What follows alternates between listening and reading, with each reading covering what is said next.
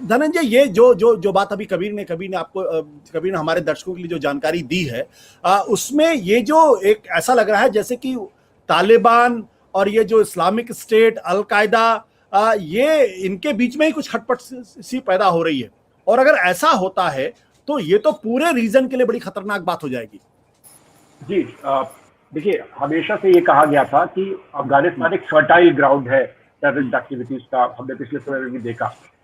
अब ये जिस तरीके से तालिबान आया है, इसने बहुत लोगों को एक बूस्ट दिया है कि भाई हम एक सुपर पावर से लड़कर के भी उसको हरा करके भी वापस आ सकते हैं। तो जितने भी ऐसे संगठन है, और तालिबान इसमें कोई अकेला तो लड़ नहीं रहा था, उसके साथ लश्कर है, जैश है, तो ये सारे संगठनों को भी कहीं ना कहीं ये बूस्ट मिला है। अब अफगानिस्तान की अगर आप पूरा उसमें देखिए ब्यौरे में, तो इस्लामिक स्टेट वहां पर एक्टिव था, और इस्लामिक स्टेट बार बार जब ये नेगोशिएशन, पीस नेगोशिएशन जैसे शुरू हुआ, तो उसने ये बात लानी शुरू कर दी कि ये तो अमेरिका द्वारा लाने वाली सरकार है।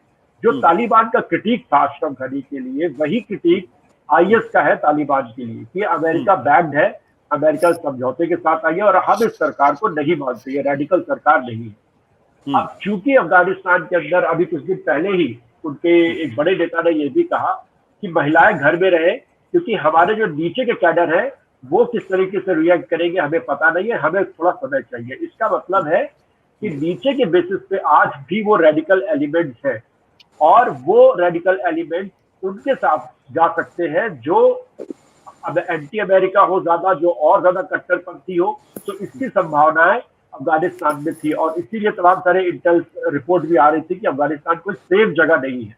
क्योंकि अगर आपके समझौते के साथ तालिबान सरकार आई है और उसके बाद भी आपको इंटेल रिपोर्ट ये बोल रही है कि सेफ नहीं है, तो इसका मतलब कहीं ना कहीं कुछ गड़बड़ है बड़े पैमाने पर, और इसकी संभावनाएं सबको थी।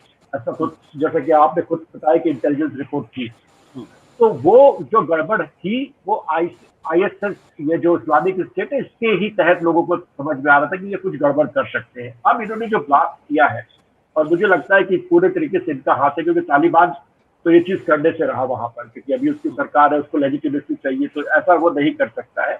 तो ये मैसेज जहां पर इंटरनेशनल कम्युनिटी के लिए है, वहां पर उन तालिबान फाइटर्स के लिए भी है जो आज नहीं तो कल शायद एक रिफॉर्म तालिबान या एक इंटरनेशनल लेजिटिमेसी वाले तालिबान से दुखी हो, और जो एक तरीके का जिस जिहाद के लिए वो तालिबान में जुड़े थे, अगर वो जगह उनको वहां नहीं मिलती है, तो वो उनके लिए भी अपील है कि हम हैं और हम आपकी लड़ाई को जारी रखेंगे।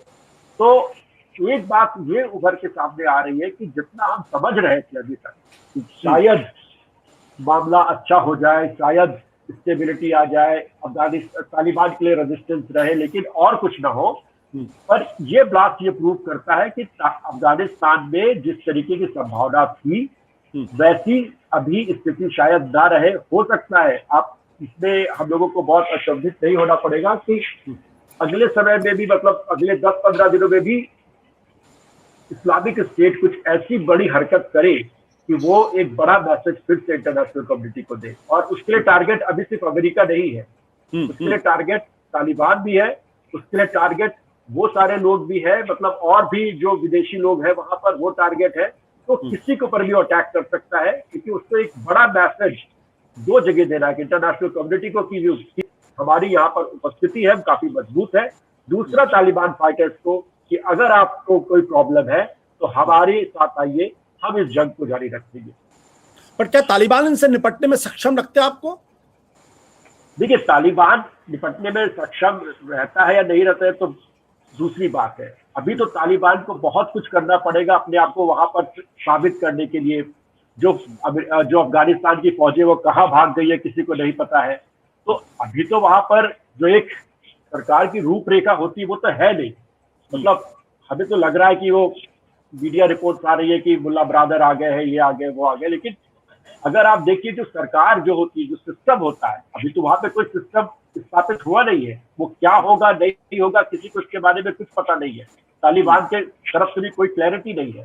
तो वहां पर एक पॉलिटिकल केओस और पॉलिटिकल वैक्यूम तो है, और वो केओस और वैक्यूम तब तक रहेगा जब तक कि तालिबान अपनी एक स्थिति को साफ नहीं कर देता।